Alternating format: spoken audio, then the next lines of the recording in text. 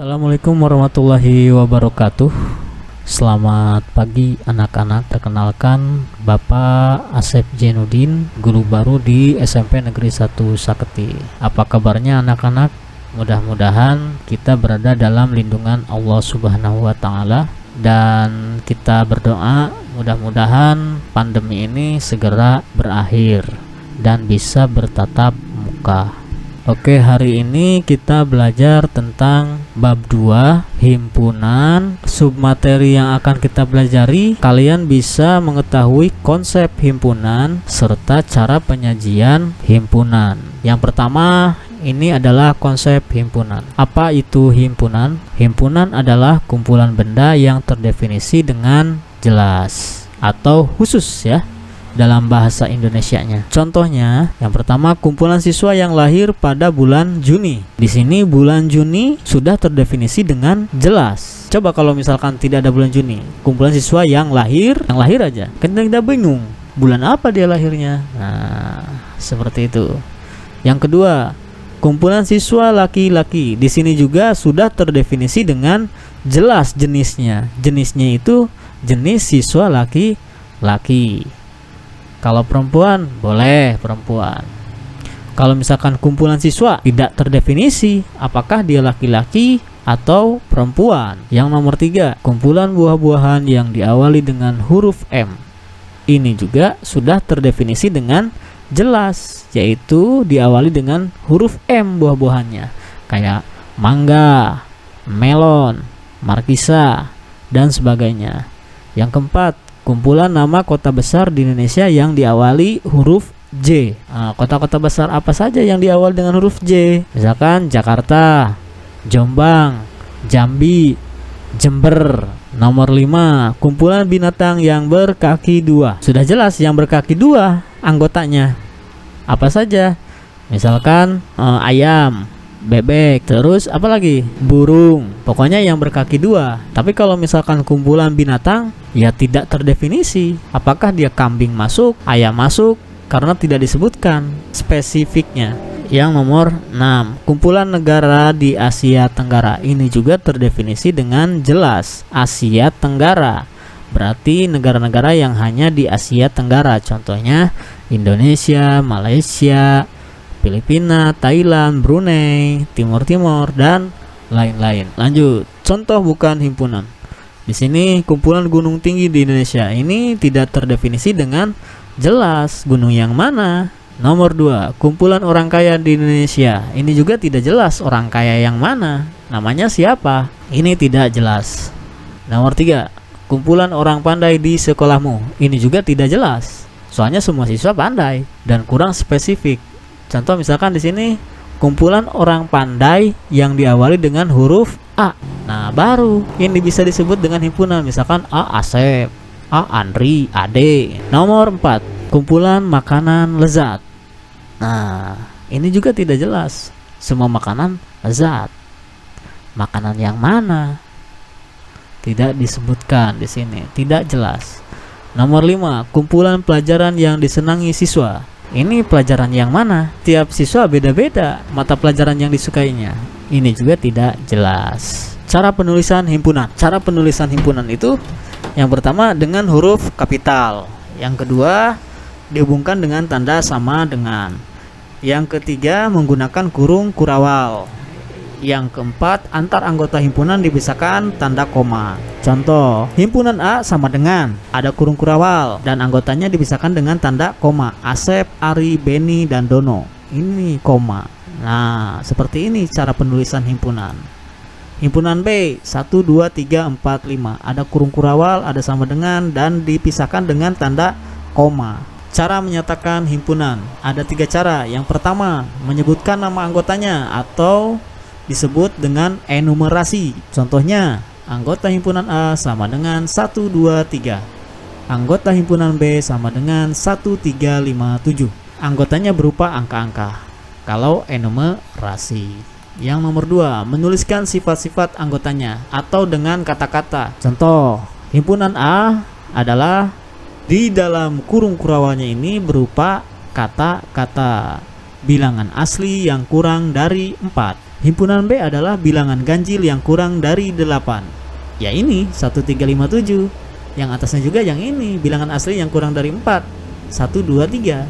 Nomor 3, menuliskan dengan notasi. Contoh, himpunan A adalah X, di mana X cara bacanya seperti itu ya, kurang dari 4 dan X adalah bilangan asli. Itu cara bacanya seperti itu.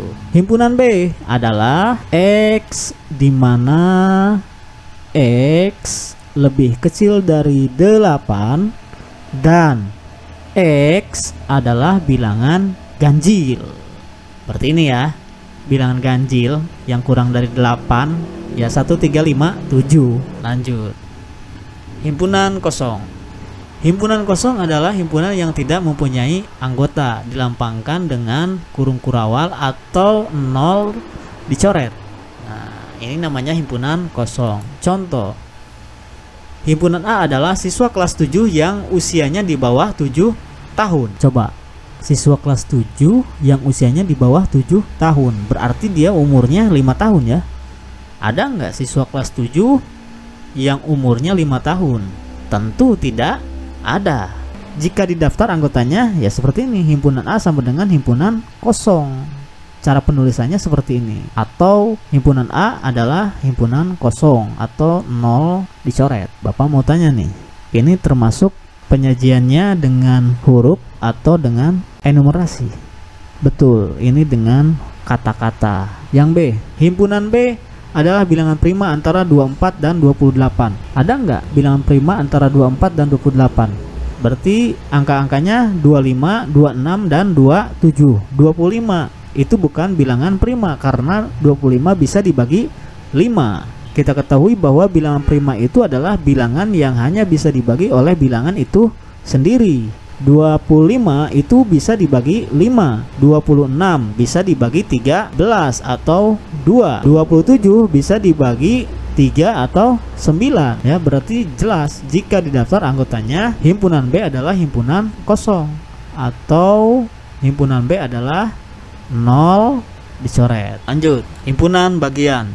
Contoh, nah himpunan A adalah 1 sampai 8. Nah, ini termasuk enumerasi atau dengan kata-kata? Betul, dengan enumerasi penulisannya. Himpunan B 2, 4, 5, 6, 8. C 4, 6, 8. Apakah himpunan B merupakan bagian dari himpunan A? Caranya kita lihat himpunan B-nya apa? 2, 4, 5, 6, 8. Setelah itu kita lihat apakah 2 ada di himpunan A? Ada. 4 ada. 5 ada. 6 ada. 8 ada. Berarti himpunan B merupakan himpunan bagian dari himpunan A. Tandanya seperti ini. Kayak C ya. Ini dibacanya seperti. Apakah himpunan C merupakan bagian dari himpunan B? Kita lihat himpunan C. Apa saja anggotanya? 4, 6, 8. Kita lihat sekarang anggota himpunan B. 4 ada nggak? Ada di himpunan B. 6 ada nggak di himpunan B? Ada. Terus 8 ada nggak di himpunan B? Ada. Berarti himpunan C merupakan himpunan bagian dari himpunan B. Yang ketiga, apakah himpunan A merupakan bagian dari himpunan B? Kita lihat himpunan A 1 sampai 8. Apakah 1 ada di himpunan B? Angka 1 ada nggak di anggota himpunan B? Tidak ada. 2 ada nggak? Ada. Terus 3 ada nggak? Tidak ada. 4 ada nggak? Ada. Terus 5 ada. 6 ada. 8 juga ada. Karena satunya tidak ada di anggota himpunan B, maka himpunan A bukan merupakan himpunan bagian dari himpunan B. Lanjut. Contoh anggota himpunan. Masih himpunan A 1 sampai 8. Apakah angka 1 itu anggota himpunan A? Ada nggak? Ada. Itu tandanya E. Ini merupakan simbol anggota himpunan atau elemen. 1 anggota himpunan dari himpunan A. Ini cara bacanya. Terus 7 ada nggak di himpunan A? Ada.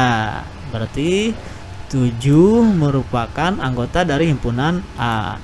9 ada tidak? 9 tidak ada. Berarti 9 bukan merupakan anggota dari himpunan A. Lanjut, himpunan semesta. Himpunan semesta adalah himpunan yang memuat semua anggota yang dibicarakan dilambangkan dengan S. Contoh, himpunan A adalah anggotanya 1, 2, 3, 4, 5, 6, 7, 8. Semesta yang mungkin ya, keseluruhannya ya kita ganti dengan himpunan S, dilambangkan dengan S kan tadi. Himpunan semesta itu adalah 1 sampai 10. Kok bisa seperti itu?